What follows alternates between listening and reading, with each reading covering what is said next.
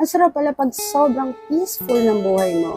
Pero magsisimula yan pag natuto ka mawalan ng pake sa mga bagay, sitwasyon, mga tao sa paligid mo na hindi naman nakakatulong sa peace of mind mo.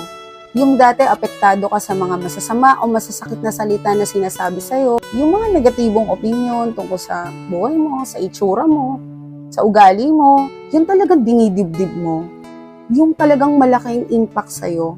Pero na-realize ko, bakit ako magpapa-apekto o bakit ko sisirain yung peace of mind ko sa mga taong wala naman ambag sa buhay ko?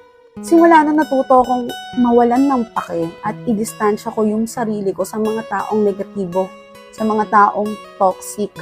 Kaya simula nun, sabi ko, bakit ko sasayangin yung energy ko, yung oras ko sa mga taong toxic na hindi naman nakakatulong sa pang-araw-araw ko.